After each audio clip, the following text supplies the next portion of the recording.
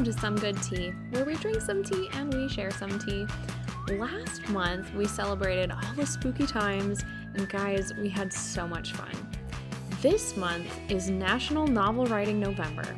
So, to support those writers out there, get them some inspiration, and to enlighten and delight all of you, we'll be talking with a different author each week. This week, we're sharing tea with my good friend Sanan and discussing her experience as a writer. Let's jump into the episode. Welcome back, Sanan. Hey, it's a pleasure to be here. This is pretty great because now Sanan's in the same room as me when we're recording. I know, it's great. We're kind of recording this a little bit early, and we've just gotten some new tea that we're trying. So I don't know if it's good or not. But this is a tea by the company D&Tea. It's their pumpkin harvest tea. I love fall, as everybody knows. But Sanan and I decided together that this was going to be a really good tea for this podcast today. So we'll give it a try and we'll see how it goes. Oh my. I like it. Guys, it's good. Wouldn't it be terrible if it was bad? We're both like, oh, it's great. Promise they're not a sponsor. We're just a fan. This is a very good tea. This is a very, very good tea. Oh my gosh. Okay. That's going to be really hard not to just like chug. Our topic, while we're very distracted by this tea, is in conjunction with National Novel Writing Month. We're going to be talking about books and writing.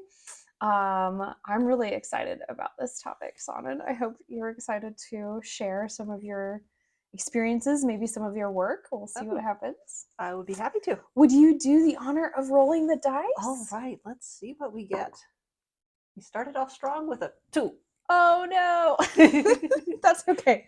That's okay. This is actually really great because Sanan is a published author, and this question is, could you read us something you have yet to share with anybody? Do you have something like that? Sure, that's also why I brought this.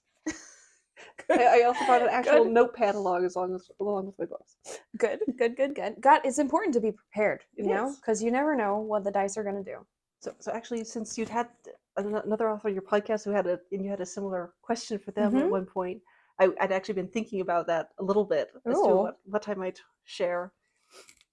And so this is one that I might write this book at some point, but have not really yet. Yeah. And it's a story with like one character who's can move between alternate timelines. Oh, interesting. Okay. But each section starts with some lines from our semi-omniscient narrator. Okay, cool. And so each of those starts with a once upon a time. Oh. So the very beginning, the opening one is, once upon a time, our people discovered that they could live forever. Ooh, that's really good. And one that what comes much later in the story as plot is developed and things are coming together at a certain event. One of those is, once upon a time, the world ended. Oh gosh, that's good. Dang. And all the things from our narrator here, they are in what could be considered the main timeline, like the original timeline. Okay. But so our there's main basically character like is not. branches off of it. Yeah. Like alternate timelines. So the main character that we're following is not from that timeline. Oh, he's from one of the he's from one of the branches alternates. that breaks off and has to figure out what's going on because he basically wakes up one day with this ability to move between the timelines. Oh my gosh, that's awesome. Is this one that you are like in the process of drafting out? Have you already written some scenes? Yes, I've definitely written scenes. Okay. Kind of anytime a idea has is percolating in my brain. There it usually comes with some scenes, and I like to write those down. Yeah, no, that's kind of smart. play with them. And, Yeah, that's cool. and I really just like the idea of a story in which the main character, one of the main antagonists, and a whole bunch of the side characters are in fact the same person. The same person, just from different timelines. That's so clever. Oh, what a great question to start right off the bat with. Oh my gosh. Oh, now it's my turn. And it might not be quite as fun. We'll see what decides. You know, these dice, they're sometimes cruel.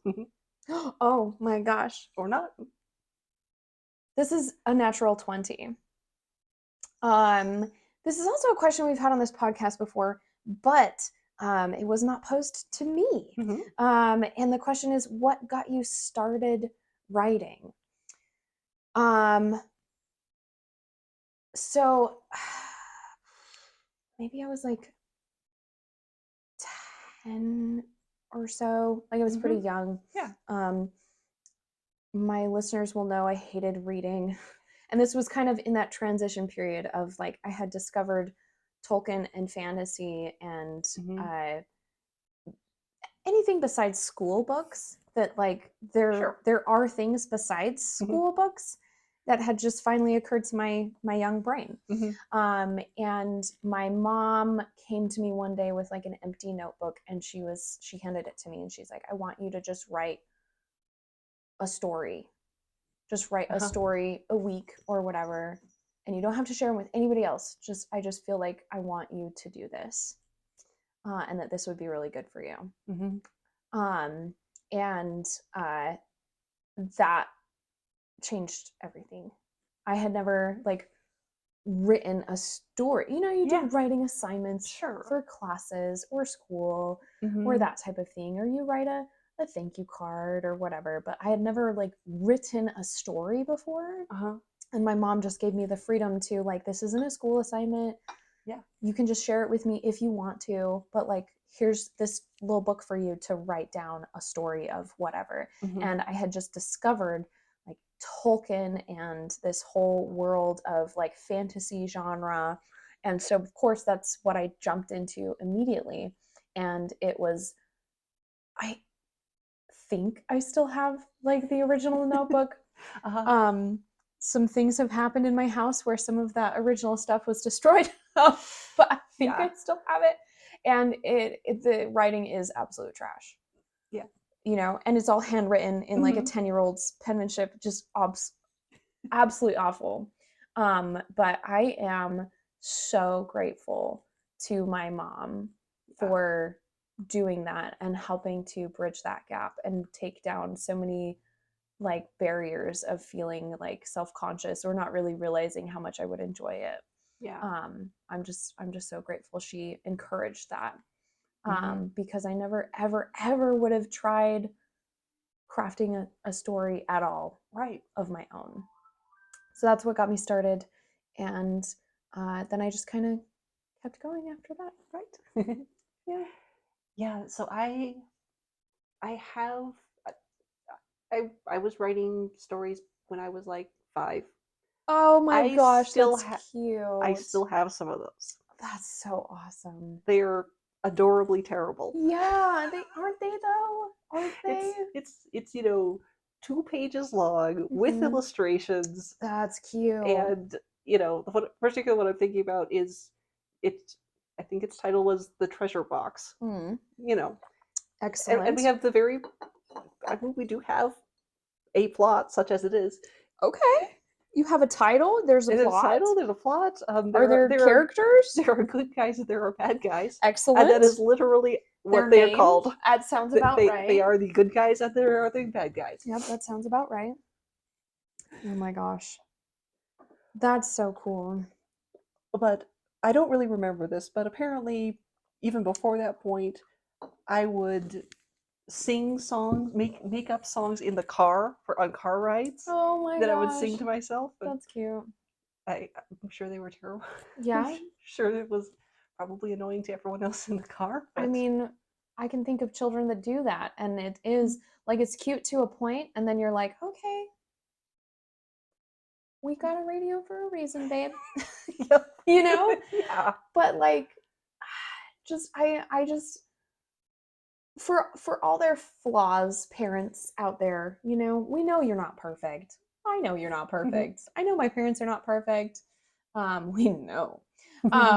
But there were certain things that they did, and like cultivating a kid's natural inclination to creativity. Yes. Like children have that inclination just kind of naturally. You know, they like you make up songs in the car. Yeah. You tell little stories to your little friends. You just kind of play imagination with your toys, you know, the Barbies or whatever you played with. And you know, when you're that young, there's also, I think, a certain freedom of sorts in that it doesn't have to make sense. Yeah, and it usually totally doesn't. does not make sense. It usually doesn't, but it's when you have an environment where you're encouraged to use that side of your brain and to imagine and to tell your little stories or to sing your little goofy songs or write down your thing and make illustrations for your treasure box story, you know, like that can really set a foundation in your relationship, I think, with creativity and the arts. And it's not to say that like if you've come to your joy of writing and creating later in life that you're not good at it or anything. Like anybody can become good or better at writing. But like guys, if you have kids who make up stupid stories, give them a cute little notebook to write it down. That's all I'm saying. And actually, just thinking about that, now I'm also remembering that I also used to just play in our backyard. Yeah. Totally by myself, but you know, it's like I'm going to pretend that I'm a unicorn right now. There you go. And the fact that this unicorn can apparently climb trees, go for it. I mean, why not? Why not? Why wouldn't you? Yeah. That's so fun. Ah, that's so fun. I'm glad we got that question again. Yeah. Do you want to roll? Sure. Let's see what we get this time. It's been a good day so far. 9. 9. We haven't gotten 9. What is the thing you love writing about the most? Scene descriptions, dialogue, action. What is the like thing that you really like to do? I tend to do a lot with dialogue. Okay. I feel like for me, I find it's a fun way to get like characters. Obviously, have to be interacting with each other at that point, and they do.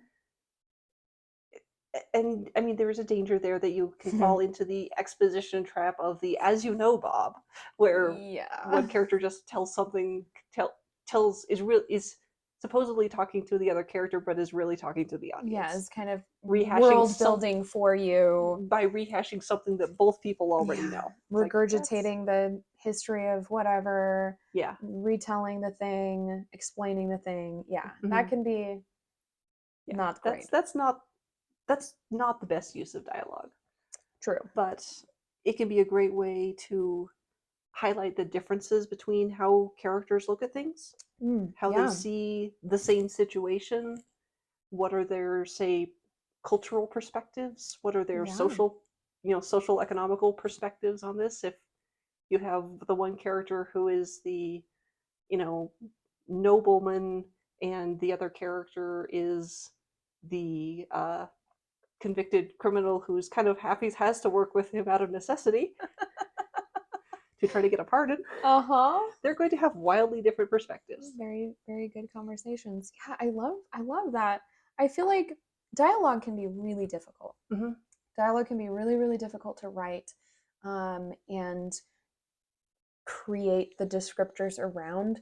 But I feel like it's one of those, if you can figure out dialogue and how to utilize it to set your tone in your scene and convey your character's emotions without like just being like they feel this. Like it's a very flexible tool, I feel like. And I feel like another way that dialogue can be really powerful is if whatever character's perspective you're in, if you can highlight their words are saying one thing and their thoughts are saying something else. Yeah. Like what's the difference between what they're presenting to the world and what they're feeling inside? Exactly.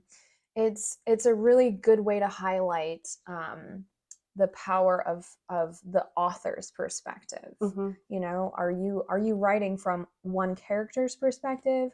Are you writing from everybody's? Like, where are you in that? And then how much information does that mean that your reader gets? Yeah. Like, dialogue is so flexible. It's so flexible. It's so powerful. It's hard.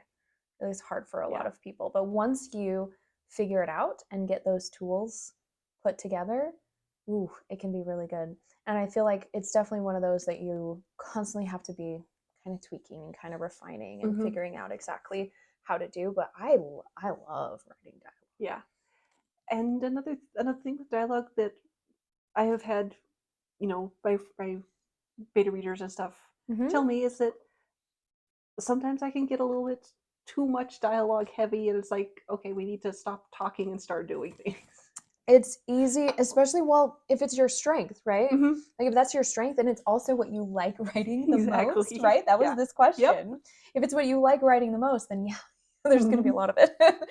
But it's important to like mix and mingle your scenes, because there are, just like in a movie or a play, there's going to be scenes where there's more talking and there's going to be other scenes where there's more doing. Whether it's like quote unquote action or not, but like you're doing stuff. And learning to balance that is also its own special kind of beast. Yeah. But I love that you like dialogue. I love dialogue. I really love dialogue. Cool. I'm gonna roll the dice and see what we get. No, I got another 2. We did that one already. We did. Wow. From the clouds to the floor. I got a 1. Oh my gosh. Oh no. I forgot. I usually make the one question like a terrible question, right? Tell me about something you wrote that you absolutely hate and you never wanted to share it with anyone. I have several of these. And the one that immediately comes to mind, and I kind of feel bad that I hate it so much, but I know exactly why I hate it. Yeah. I have, besides like the required classes in high school and college, I didn't actually take a ton of writing classes because I had to do so much STEM, which is fine. Yeah. But I wanted to do more and I couldn't. I think it's actually kind of a good thing that I didn't, because I did take one elective that was outside of like the requirements, because you're like, oh, you get so many electives and blah blah blah. So I was like, you know what, I really want to do a writing. So I took just a basic creative writing, and we did everything from like poetry to like we had to do like a play almost. Like we went through the whole gambit. And one of the assignments for the entire semester was to be working on a short story. And everything that I did for that class I absolutely loved, except for the short story.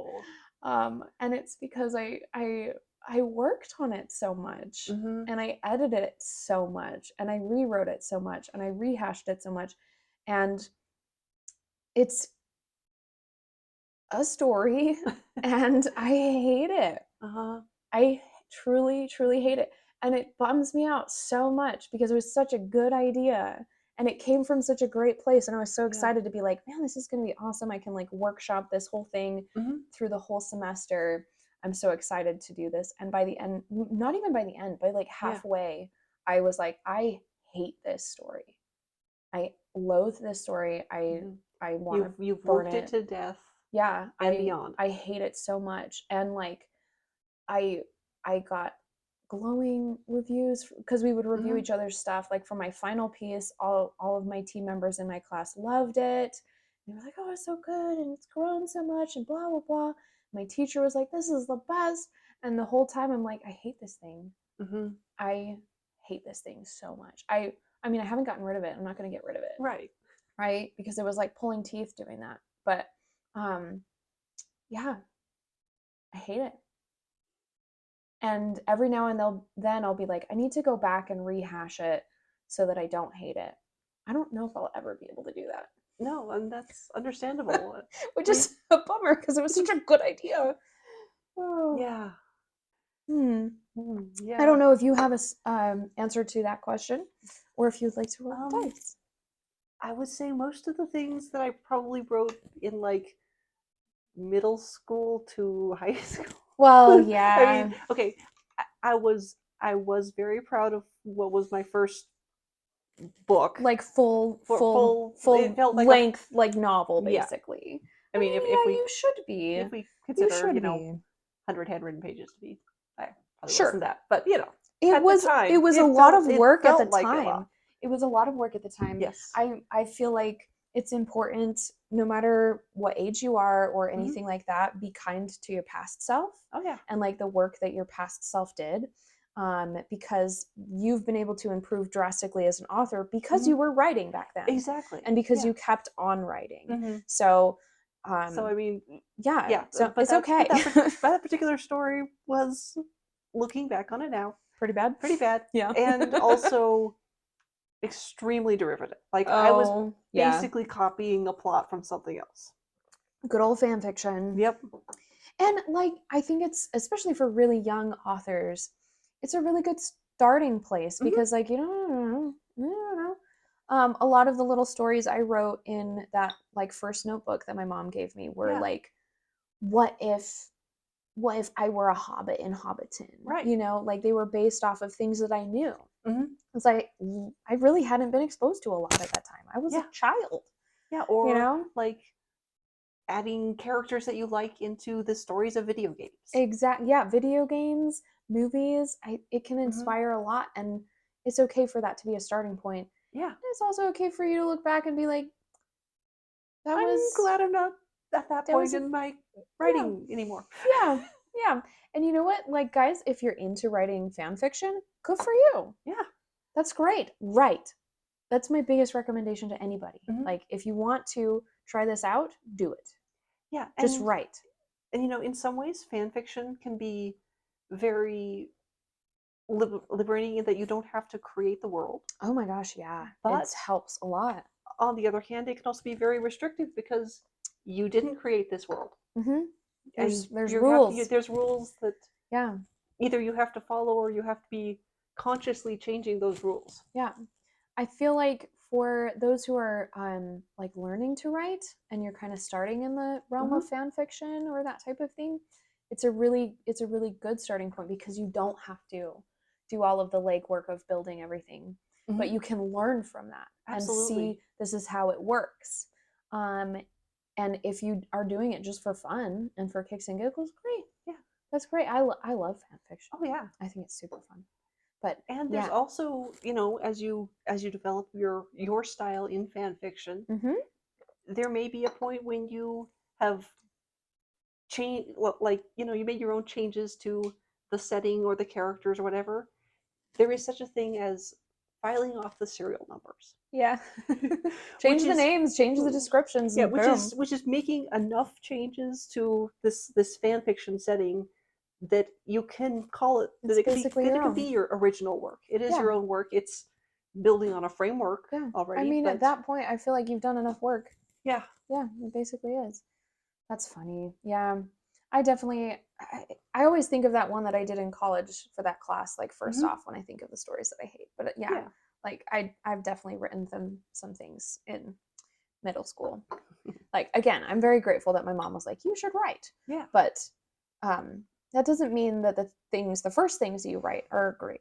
And that's okay. Well, that's the other thing to remember is that writing is a skill and a muscle like anything else, and everything you write is building that muscle. Yeah. It's much like the first time you try to do a pull-up, you aren't going to do 30. No. I've never been able to do 30. You maybe won't be able to do 1, but you have to keep working. But you have to pull. You have to try. Yeah. Yeah. Is it my turn? I think it's mine. You rolled the 1. Yes, I did. I did roll the 1. 14. Dang, you're getting all the good ones. When you have writer's block, quote unquote, what do you do? So I'm the person who has like 2 to 3 to 4 projects going at any given time. Okay. So if one of them is being stubborn and okay, I have the T-shirt that said "Writer's block is when my imaginary friends don't want to talk to me." Aw. Aw. It's kind of true though. It is kind of true. Aw. But usually one of the things that I will do is move to a different project, because often Smart. if one project is not talking, it's often because there's another one that's being loud and obnoxious in my head. That's fair. That's really fair.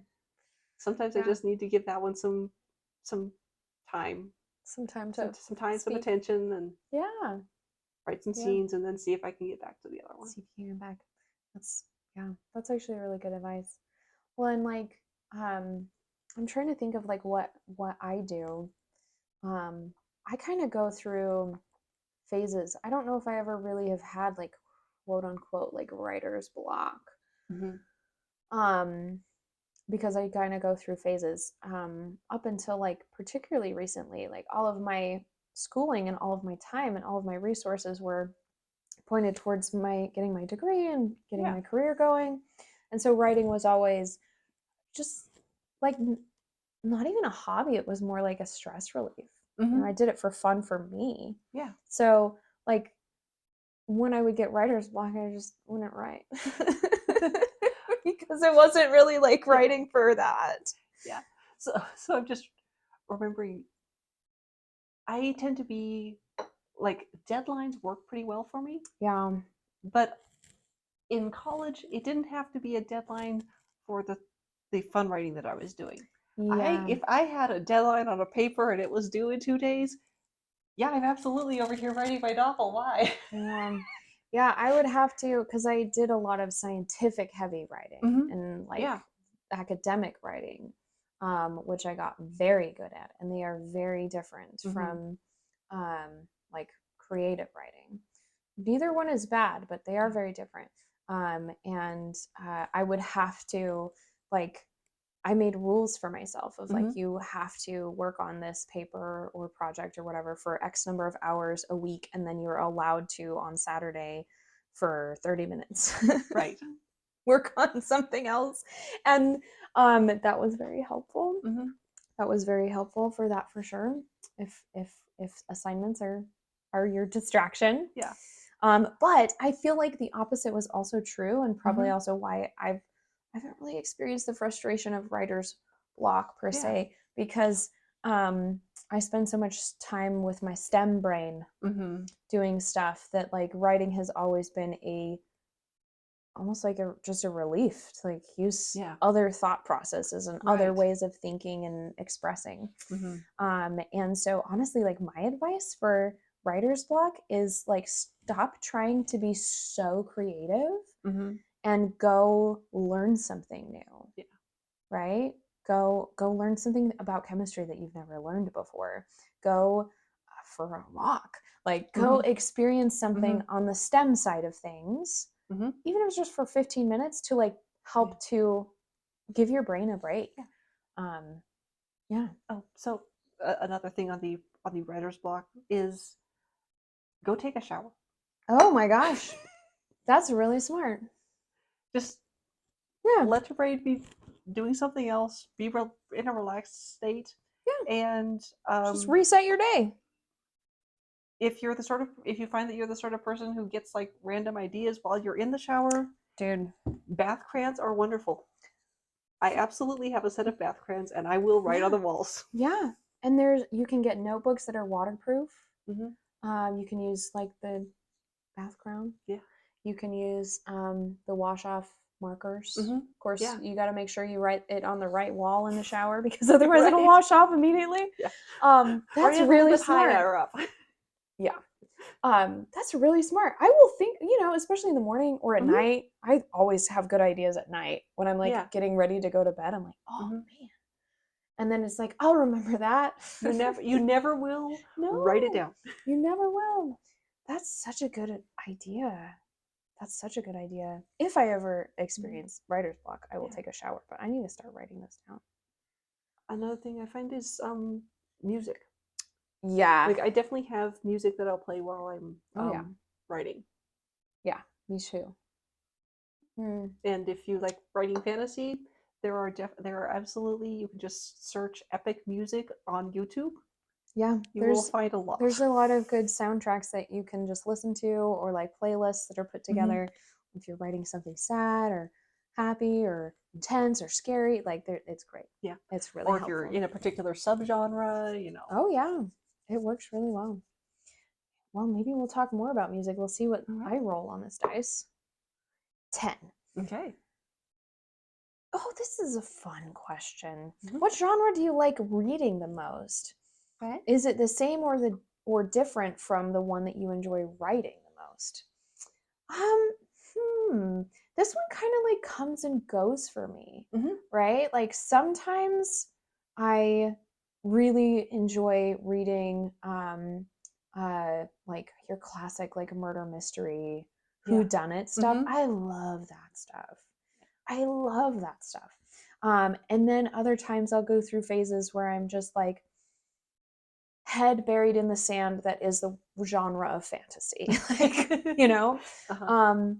I actually really love sci-fi, which should be pretty obvious because like it's the beautiful, I love seeing how people blend fantasy and science. Right. It makes my science brain so happy. It's so good. It's so good. So I love sci-fi. And like I've read some really good just like modern fictions. Yeah. Not fantasy, but just like a modern fiction or that type of thing. I've never really been into like autobiographies or anything like that because that feels too much like a school assignment. But yeah, it kind of really varies. It really, really varies for me. Sometimes it depends on the author. Sometimes it was something that was recommended to me. Yeah. Sometimes it's just like it's like getting a craving for chocolate. Like you're just like, I need to read a story about someone who gets shot and then people who find out what happened. Like, right. You know? Yeah. Or like other times you're like, I really need to read a story about a scary monster in the bottom of a lake that nobody ever figures out about. You know, like it changes all the time, but I would say my core is the like murder mystery stuff, fantasy, those kind of blob together. It for me for sure. And I've definitely dabbled into writing like horror almost murder mystery stuff. I do like that. I'm not super good at it. I haven't done it a lot, but I do really like that. But yeah, definitely where I've stuck the most for my writing is with fantasy. Yeah. It's just more interesting for me. And like as much as I enjoy reading and immersing myself into sci-fi, I'm almost like too science-brained to truly write sci-fi. It would just be a science textbook. Like, I can't quite. I can't quite be like, well, what if this? It's like, no, this is how chemistry works. Like, you can't do that. No. Yeah. I can't quite. I haven't been able to like bridge that gap. I would love to, but I don't think I would be very good at it. Yeah. Yeah, I definitely I enjoy obviously reading fantasy. I'll sometimes mysteries. Yeah. There's been some mysteries. Definitely science fiction. Like my dad reads a lot of science fiction. Yeah. So he and I will trade off book recommendations. That's awesome. It's so helpful. It's so helpful to have a family member, friend, or parent who's like, hey, you should try this one. Oh, great. Hey, yeah, you try that one. I mean, okay, it's a running joke in our family that if you're giving someone a new book for Christmas, that means it's only been read once. Well, it's kind of like me and my tea, right? Yeah. I don't want to give somebody something that I'm not like, oh, this is good. You're going to like it, right? It usually means I've read it before. Yeah. Or I'm at least familiar enough with the author. But I feel like 90% of books that I've given to people, I have read. Yeah. I'm not giving them like the copy that I've read unless they're family members. Right. But like, yeah. It's usually something that I've read. That's funny.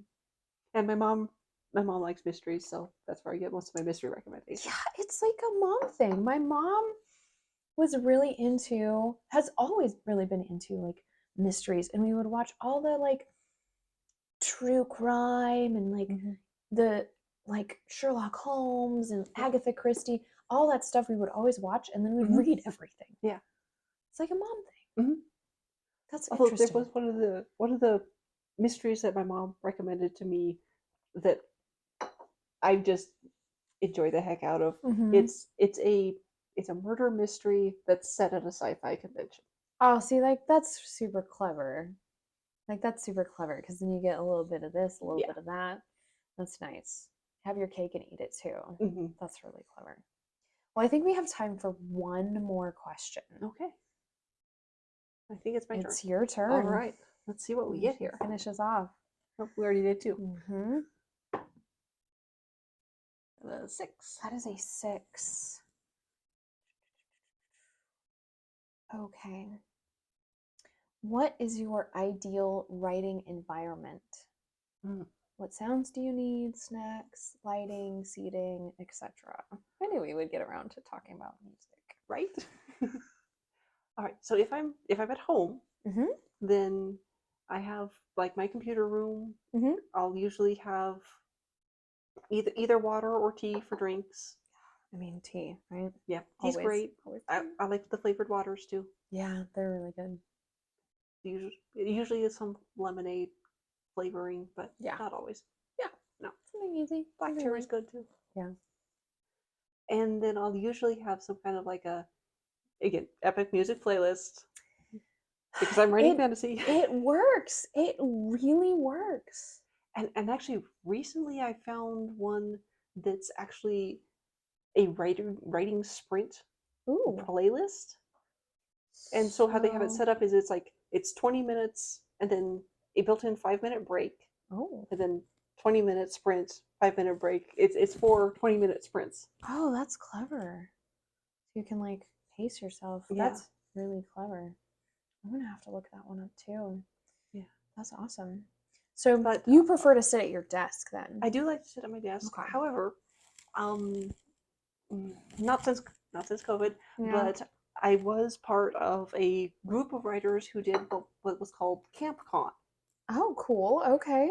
And that was where we would all get together for a long weekend at a campground on out in the middle of nowhere. Oh, wow. In Mount Hood, Oregon. Yeah. Oh, gorgeous. Yes, gorgeous place. Oh. One of the guys would bring his generator. It's amazing. So that we could power our computers. Yeah. You need to be able to write. It started on Thursday and ended on Sunday. That's so chill. That's so chill. And most of that time was spent writing. Yeah. I mean, obviously there were breaks for food and actually conversing with each other a little bit. Acknowledging there's other people here. That's so chill. Oh my gosh. It's a beautiful area. Oh yeah. Just gorgeous. So that was also nice if you got stuck, you just go out and take a walk for a while. A little walk around and be like, oh yeah. And then nature. That's so great. Dang, that's a good idea. So I definitely got some hefty word counts doing that. I bet. And that one also, you don't have internet connected to your... You can't get distracted down the quote-unquote research rabbit hole. I mean, you can if you're using your phone, but there's only so much typing you can do on your phone. It's true. It's true. That's I suppose you can make it a mobile hotspot, but I never got that. I mean, it gets slow. Yeah, it's not worth it. Yeah. Also, the particular computer I used for this camping trip. Oh dear. Was I bought it at a yard sale for $5. No, Sanan. I mean, I guess if you were like, I'm taking this camping and I don't want to care if it dies. Exactly. I did not want to take my $800 gaming laptop. No, I mean, like, I think if I was going to participate in something like that, I would get like a tablet specifically for that. Which some people did. Just because, like, it's like, no, I can't take my baby outside. My baby's never seen the sun. Yeah. He would shrivel up and die. Like, yeah. And I just saved my work directly onto a USB drive. Yeah. So that if the computer died, fully caught on fire or something. Right. Yeah. Oh wow. I mean, yeah, it was a freshly wiped Windows Vista laptop. Oh my gosh. Well, I mean, I guess if you're taking it camping, it was well worth the flash drive you used was probably more expensive than the computer. Oh, I mean, okay, the fact that I've had to replace the battery on it a couple of times has bumped up. You still have it? Yes, I do. Sonnet. Why? Because if I'm gonna go camping again, I want a laptop I will take with me. Okay, that's fair. That's valid. That's so funny. Oh my gosh. But also, it's not I a don't bad want idea. to. I don't want to connect that thing to the internet. No, it might corrupt the internet. Like, who knows? It might instantly just the whole world would end or something. I might just download every virus in existence. Yeah, just automatically because it's like I'm supposed to have these on me. I'm pretty sure. I'm pretty sure. I'm pretty sure I'm supposed to be infected with all of these. Mm-hmm. Yeah, that's probably exactly what would happen. Oh my gosh, but this computer actually literally has a little switch on it to turn on and off the Wi-Fi. A switch? Yes, a physical switch. We used to live in the dark ages, you guys. Sometimes it's mind-boggling. We'll have to do an episode about old tech. It wouldn't be hard. The sad bit is that old tech now is like 5 years old. Yeah, I know. Oh my gosh. Let's not talk about how many generations of video game systems I own. Dude. That's a little bit off topic. It is, but that's okay. But what a great writing environment. I have always, I love hammocking. I love hammocking. Mm-hmm. It's easy to do at the park. Yeah. I've got a patio I could put my hammock up on. Mm-hmm. You know, you could kind of hammock anywhere, which is why I really like hammocking. Yeah. And it's a way for you to get outside without having to do a big long hike if that's not what you want to do. There might not be much left, but you can have it all. I love hammocking, and every time I hammock, whether with just myself or friends, I'm always like, dang, like why didn't I bring a notebook or something? Mm-hmm. Like at least a notebook to write, because like I'm sitting here and it's really chill and you got snacks and you're just kind of hanging out, and I should be writing because those creative juices just come. I'm gonna need to like have a notebook. I keep my hammock in my car at all times because you never know when it might be necessary to have. So I need to keep a notebook with my hammock. That would be smart. Yeah, that would be really smart. So before we totally wrap up, if you don't mind, if I have a question for you. No. Okay. And that is, when you're writing, do you find you prefer to do it on the computer or handwriting? I feel like for convenience sake, I prefer typing, because if I'm handwriting anything that I like, I'm going to need to transfer it at some point, and ain't nobody got time for that. But if I don't have my laptop with me, or sometimes I'll write on my phone. I will just type away in like my notes or like on a Google Doc or something. A lot ends up in like a little note that I can then copy and paste. But yeah, if I don't have either of those, then yeah, sure, I will. I like having notebooks and I like filling them with stuff. But if I fill it with anything that's worthwhile, then I have to you rewrite it anyway when you edit and blah blah blah. But like it just feels like redundant. So I don't dislike it, but I don't prefer it. If you had a notebook next to my laptop, I'm gonna go for the laptop just to save myself an extra step. Yeah.